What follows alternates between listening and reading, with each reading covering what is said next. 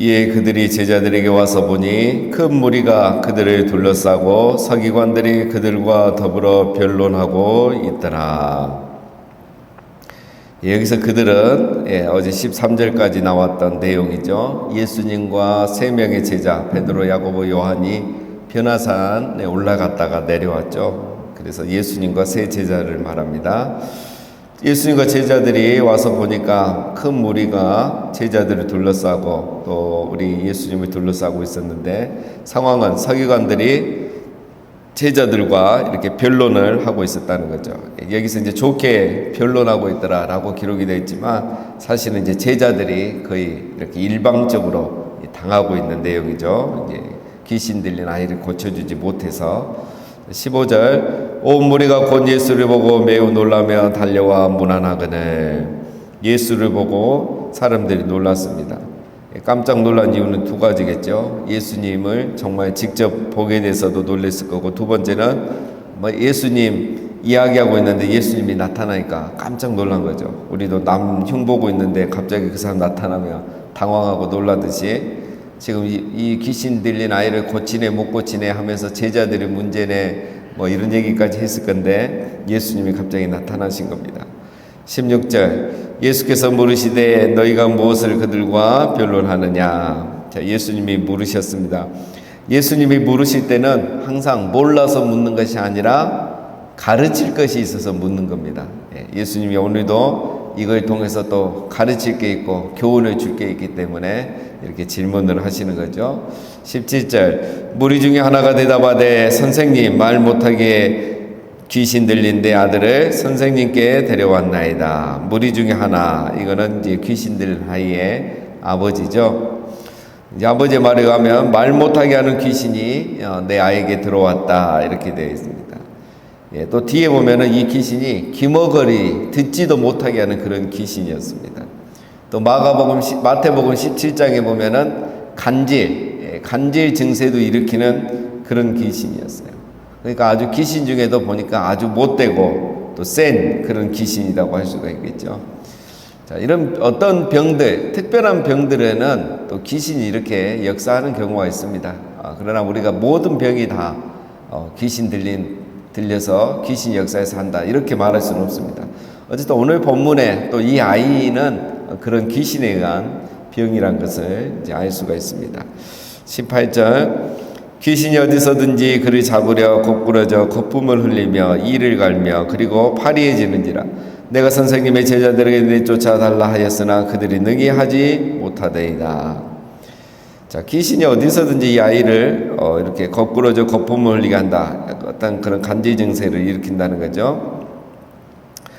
부모 마음이 얼마나 아팠겠습니까? 그렇죠? 차라리 부모가 아픈 게 낫지, 자녀가 아프고 또 이렇게 심한 여러 가지 중병을 앓고 있으니까 굉장히 괴로웠던 거죠. 그래서 아마도 이제 예수님에 대한 소문을 듣고 예수님께 고쳐달라고 이렇게 찾아왔을 건데, 예수님이 안 계셨죠. 조금 전에 변화산 위에 올라가 계셨습니다. 그래서 이제 제자들에게 고쳐달라고 말을 했는데 이 제자들이 전혀 고치지를 못한 겁니다. 자, 이걸 보면은 이제 우리 14절에서 나왔던 서로 그들이 변론하였더라, 이 변론의 내용을 이제 우리가 짐작할 수가 있습니다. 서기관들은 분명히 놀렸겠죠. 제자들, 너희들 못 고친다. 그러니까 제자들이 대답했겠죠. 아니다, 우리도 고칠 수 있다. 예수님이 고쳤으면 우리도 고칠 수 있다. 그러니까 서기관들이 너희는 못 고치잖아, 한번 해봐 하니까 제자들이 기도했는데 귀신이 안 나간 거죠. 그러면서 서기관들이 막 비웃었겠죠. 그러면 이제 제자들이 지기는 싫으니까 우리가 하니까 안 나갔지, 예수님이 기도하면 고칠 수 있다. 이제 막 그런 변론들을 막 하고 있지 않았겠습니까? 자, 그런 상황에 이제 예수님이 오신 겁니다. 자, 19절, 예수님 대답하시죠. 대답하여 이르시되 믿음이 없는 세대여, 내가 얼마나 너희와 함께 있으며 얼마나 너희에게 참으리오. 그를 내게로 데려오라 하시매. 믿음이 없는 세대여, 책망을 하시는 겁니다. 자, 이 믿음은 우리가 말하는 구원 얻는 믿음이 아니라 하나님은 내 삶 가운데서 살아 역사하신다는 그런 믿음이죠. 마태복음 17장에 보면 이렇게 말합니다. 너희의 믿음이 적은 용곤이라. 그렇죠? 자, 그래서 이 보면은 다 믿음이 없었습니다. 나을 것이라고 믿고도 못 고친 제자들은 믿음이 적은 연고고, 안 될 것이라고 생각한 사람들은 믿음이 없는 세대고, 그러니까 둘 다 맞다고 하시면 되겠습니다. 자, 여러분, 우리에게는 구원에 이르는 믿음도 필요하지만 생활의 믿음도 필요하죠. 그리스도의 주재권, 삶의 믿음이 필요한 겁니다. 그래야 우리가 살아계신 하나님을 경험할 수 있는 것이죠. 그래서 우리의 문제는 구원 얻는 믿음, 구원의 믿음은 있는데 생활의 믿음, 삶의 믿음이 약하다는 거죠. 그래서 우리가 하나님을 경험하는 것들이 부족합니다. 믿음이 없는 세대여. 자, 믿음이 없으면 우리가 아무 일도 일어나지 않습니다. 그러나 믿음을 가지면 그것은 내 믿음대로 되는 기적과 역사가 일어나는 겁니다. 마태복음 9장에 보면은 예수님이 야이로 해당장에 딸을 고쳐주고 나오실 때 두 소경이 예수님을 보고 소리 질러 부르짖죠. 다윗의 자손 예수여, 우리를 불쌍히 여기소서. 그래서 예수님 하신 말씀이 내가 능히 이 일을 할 줄 믿느냐 했죠. 그때 소경들이 주여 그러하였다. 그때 예수님 하신 말씀이 너희 믿음대로 되라 그랬죠. 그들의 눈이 곧 밝아진지라. 그래서 여러분, 우리가 믿음을 가지면 그 믿음대로 하나님이 역사하신다는 거죠. 자, 오늘 예수님이 주고자 하는 교훈이 바로 그것입니다. 20절, 이에 데리고 오니 귀신이 예수를 보고 곧 그 아이로 심히 경련을 일으키게 하는지라. 그가 땅에 엎드려져 구르며 거품을 흘리더라. 자, 이 귀신이 이제 예수님을 보게 된 거죠. 아이를 예수님께 데려왔으니까. 그때 귀신이 하는 행동을 보면 아이를 경련을 일으키는 거예요. 자, 여러분, 이게 귀신입니다. 적어도 자기가 예수님 앞에 딱 왔으면 이제 지옥 갈 거 아니에요. 예수님 지옥 보낼 수도 있는데, 그러면 귀신이 그때라도 회개하고 가만히 쥐 죽은 듯이 있으면 되는데 오히려 아이를 경련을 일으킵니다. 귀신은 여러분 이렇게 못됐어요. 정말 악하고 못된 게 귀신입니다. 자, 21절, 예수께서 그 아버지에게 물으시되 언제부터 이렇게 되었느냐 하시니 이르되 어릴 때부터니이다. 자, 우리 예수님의 관심이 어디에 있습니까? 이 사랑하는 아이에게 있어요. 이 자녀에게 관심이 있죠. 도대체 언제부터 이렇게 고생을 하고 괴롭게 살았느냐? 어릴 때부터 그랬다는 거죠. 22절, 귀신이 그를 죽이려고 불과 물에 자주 던졌나이다. 그러나 무엇을 하실 수 있거든 우리를 불쌍히 여기사 도와주옵소서. 어릴 때부터 귀신이 그를 죽이려고 한 거예요. 불과 물에 자주 던진 거예요. 이 말은 막 그 경기를 일으키고 막 쓰러지게 하고 이랬다는 거죠. 여러분, 귀신은 이 세상에 있는 목적이 있죠. 도둑질하고 죽이기 위해서 이 세상에 온 거예요. 딱 지금 그렇게 하는 거예요. 그래서 귀신은 한마디로 말하면 도둑입니다. 도둑. 이렇게 못된 거죠. 아버지의 마음이 얼마나 괴로웠겠습니까? 그래서 무엇을 하실 수 있거든 우리를 불쌍히 여기사 도와주옵소서. 즉, 만약 당신이 하실 수만 있다면, 귀신은 어릴 때부터 이 아이를 죽이려고 하는데, 그러나 만약 당신이 하실 수만 있다면 우리를 도와주십시오. 온전한 믿음은 아니지만 신락 같은 그런 믿음을 표현한 거죠. 그러나 우리 예수님이 이 믿음도 귀하게 여기십니다. 하지만 이렇게 말씀하시죠. 23절, 예수께서 이르시되 할 수 있거든이 무슨 말이냐? 믿는 자에게는 능히 하지 못할 일이 없느니라 하시니. 예수님이 약간 이렇게 극하게 반응하시죠. 뭐 할 수 있다면 웃기지 말아라. 그게 무슨 말이냐? 이게 말이냐 뭐냐? 예수님 하시는 한마디 하시는 겁니다. 오늘 이 말씀 우리가 아주 좋아하고 또 기도할 때 많이 사용하는 말씀입니다. 그렇습니다, 여러분. 믿으면 안 되는 것이 없고 안 믿으면 되는 것이 없다. 그런 말씀이죠. 하나님이 전능자이시기 때문에 안 되는 일이 없는 거죠. 그 하나님을 믿는 자에게는 안 되는 일이 없다. 능히 하지 못할 일이 없다 이겁니다. 물론 이거를 이제 우리가 착각하면 안 됩니다. 믿는 자가 다 할 수 있다, 이 말은 아닙니다. 믿음을 가진 자에게 하나님이 다 가능하게 해 주신다는 거죠. 그래서 믿음이 중요한 거지, 믿는 자가 다 하는 것은 아닙니다. 그래서 이 말씀은 예수님의 능력이 문제가 아니라 무엇이 문제다? 믿음이 없음이 문제다라는 것을 얘기하는 겁니다. 24절, 곧 그 아이의 아버지가 소리를 질러 이르되 내가 믿나이다, 나의 믿음 없는 것을 도와주소서 하더라. 23절 말씀을 듣고 이 아버지가 뜨끔한 거죠. 와, 맞네, 내가 믿음이 없지. 근데 여기서 또 다른 얘기 안 하죠. 나의 믿음 없음, 부족한 믿음, 이걸 불쌍히 여겨주시고 그리고 도와주십시오 라고 다시 청을 합니다. 25절에 예수께서 무리가 달려와 모이는 것을 보시고 그 더러운 귀신을 꾸짖어 이르시되 말 못하고 못 듣는 귀신아, 내가 내게 명하노니 그 아이에게서 나오고 다시 들어가지 말라 하시매. 자, 예수님께서 아버지의 믿음을 보시고 이제 귀신을 꾸짖어 고치시죠. 말 못하고 못 듣는 귀신아, 이 말은 말 못하게 하고 못 듣게 하는 귀신아, 이렇게 이해하면 되겠습니다. 그러면 모든 맹인과 모든 말 못하는 것, 병은 다 귀신의 역사냐? 이제 그건 아닙니다. 지금 이 아이에게는 그런 귀신이 들어와 있다는 거죠. 그리고 예수님이 이 귀신을 쫓을 때 어떻게 하십니까? 꾸짖어 이르시되, 이거죠. 귀신은 우리가 꾸짖어 명하는 겁니다. 우리는 하나님의 자녀이기 때문에 우리가 더 큰 권세를 가지고 있는 거죠. 그래서 귀신은 나가게 해주십시오, 이렇게 기도하는 게 아니고 꾸짖어 나가라, 내가 내게 명하노니, 그죠? 그 아이에게서 나오고 그 다음에 다시 들어가지 말라. 그러니까 이따로 우리가 꾸짖어서 하는 겁니다. 그리고 여기에 또 하나 중요한 우리 힌트를 얻을 수 있죠. 다시 들어가지 말라. 그 귀신이 나가지만 다시 들어오는 일도 있다는 거야. 우리 그 비유에도 있잖아요. 귀신이 나갔다가 집이 깨끗해지고 아무것도 없는 걸 보고 7 귀신을 데리고 다시 들어가는 그런 이야기가 나오잖아요. 그래서 한 번 나왔다고 다 나은 건 아니라는 거죠. 또 들어갈 수 있다는 거죠. 그래서 이 귀신으로부터 이렇게 자유케 되신 분들은 한 번 기도받고 끝나면 안 되고 그 다음에 말씀으로 양육을 받아야 돼요. 상담과 양육을 받아야 온전하게 나올 수가 있는 겁니다.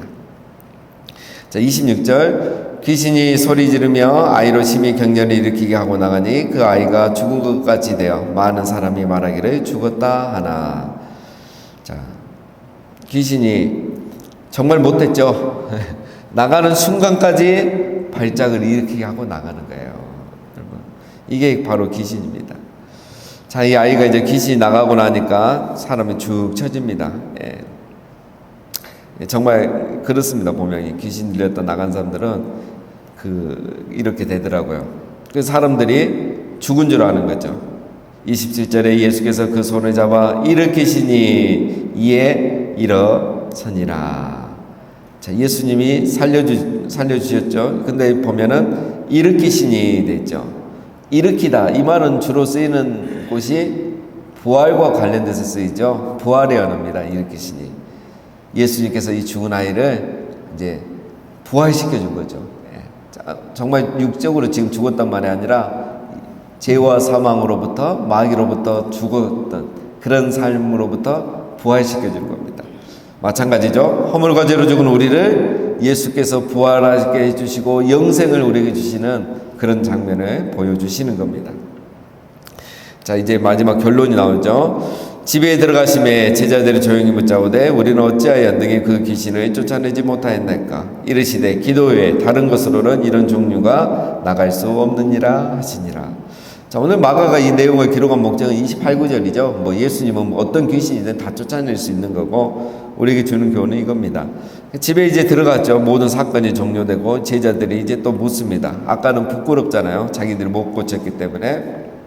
왜 우리는 어찌하여 능히 그 귀신을 쫓아내지 못하였는가? 이 그 귀신이라는 정관사가 붙죠. 아까 그 귀신을 말하는 겁니다. 왜 우리는 아까 그 귀신을 쫓아내지 못했습니까? 29절에 예수님이 기도 외에 다른 것으로는 이런 종류가 나갈 수 없느니라. 자, 예수님께서 이 귀신을 말하면서 제자들은 그 귀신이라고 했고 예수님은 이런 종류라고 말했죠. 그 귀신도 다 다르다는 거예요. 예. 귀신도 그냥 기머거리만 되게 하는 귀신이 있고 말 못하게 하는 귀신도 있지만 이 귀신은 듣지도 못하고 말하지도 못하고 또 간지 병까지 주는 그런 귀신이었다는 거예요. 이런 쉽게 말하면 생 귀신이라고 할 수 있는 거죠. 이런 귀신은 너희가 기도하지 않고는 할 수 없다는 거죠. 오늘 본문에는 기도 외에 다른 것으로는 그 다음 마태복음 17장에 보면 이제 너희의 믿음이 적은 용부라 이랬죠. 금식 얘기도 하죠. 자, 여기서 이제 우리가 중요한 걸 얻을 수 있습니다, 여러분. 기도와 믿음은 상관관계가 있다는 걸 보여주죠. 여기서 물론 기도는 뭐 우리가 그 산에 가서 기도하고 불 받고 뭐 이걸 말하는 게 아닙니다. 기도는 하나님과의 친밀한 지속적인 관계를 말하죠. 이런 기도, 그러니까 우리가 매일 새벽에 기도하고 하나님과의 친밀한 관계 가운데 사는 그 기도 생활, 이거를 다르게 표현하면 그게 뭘로 표현이 된다고요? 믿음으로 표현이 되는 거예요. 그러니까 기도는 믿음의 표현이 되는 거죠. 믿음이 없으면 기도하지 않고 기도하지 않으면 믿음이 생기지 않는 거라는 거예요. 이 우리의 생활의 믿음. 제자들은 기도하지 않았고 그래서 믿음이 없었고 믿음이 없어서 또 그들은 평소에 기도하지 않았던 거예요. 자, 여러분 우리에게 중요한 게 이 기도라는 겁니다. 기도가 중요해요. 기도를 하면 믿음이 생기고 믿음이 생기면 또 기도하게 되는 거예요. 그러니까 믿음 좋은 사람이 기도 많이 하고 기도 많이 하는 사람은 믿음이 좋게 되어 있는 거죠. 자, 여러분 이게 기도입니다. 자, 우리가 그래서 기도를 하는 게 굉장히 중요해요. 우리가 왜 금요 기도를 해야 되느냐? 기도를 해야 믿음이 생기는 거예요. 우리가 또 근데 기도에 나왔을 때 또 중요한 게 있습니다. 기도에 나와서 기도를 하는 게 중요합니다. 그래서 여러분 우리가 이제 최근에 오신 분들은 잘 모르지만 옛날에 1층 지하에서 1층 예찬홀에서 우리가 새벽 기도를 했습니다. 지금 이제 2부 예배 하신 분들이 하는데 이렇게 올라오신 이유가 우리가 올라온 이유 중에 하나가 여러 가지가 있지만 그 중에 하나가 1층은 좁아요. 딱딱 붙어 앉아 있고 또 계속 많은 분들이 오시니까 더 좁아지고 그래서 이제 우리가 넓은 데 가서 마음껏 기도하자 해서 이제 올라온 겁니다. 이렇게 전기 쓰면서.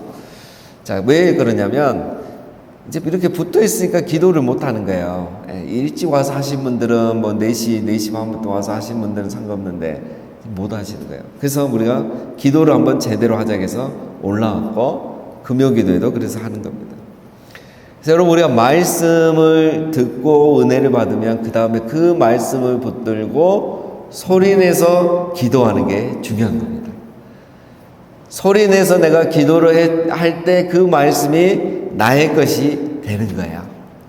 그래서 그 말씀이 내 안에 믿음을 일으키든지 삶의 변화를 일으키게 되어 있는 것입니다. 그런데 우리가 말씀은 많이 듣는데 기도를 안 하면 그 말씀이 타인을 판단하는, 정지하는 도구가 되는 거죠. 그래서 여러분 말씀이 은혜와 감동이 되어서 기도를 통할 때 그 말씀이 나의 것이 되는 겁니다. 나를 변화시키고 성장시키고 내 안에 믿음을 일으키는 거예요.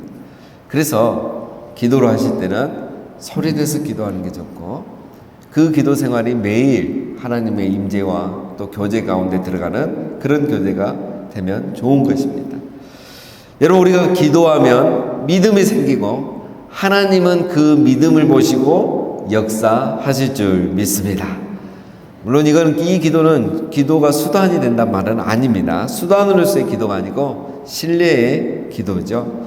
자, 그래서 우리가 날마다 하나님의 말씀을 듣고 그 말씀을 붙들고 기도하여 하나님의 응답을 우리가 받을 수 있는 겁니다. 그래서 여러분 우리가 마지막에는 주여 하고 다 같이 말씀을 붙들고 기도하는 거고 금요일도 그걸 위해서 3번은 최소한 소리 내서 기도하도록 우리가 통성기도 하는 거고, 요즘은 주일 낮 예배도 말씀 듣고 우리가 찬양하고 기도하는 거예요. 왜냐하면 교회를 수년 다녀도 설교 듣고 그냥 끝나면 믿음이 안 생기더라고요. 그래서 기도하게 하는 겁니다. 소리 내서 믿음이 생기도록. 그래서 항상 우리도 말씀 붙들고 기도하고, 그래서 더 큰 믿음 갖고 우리를 통해서 하나님이 역사하시는, 그리고 이런 놀라운 기적들이 또 우리를 통해서 날마다 나타나는 그런 은혜가 있으시기를 주님의 이름으로 축원드립니다.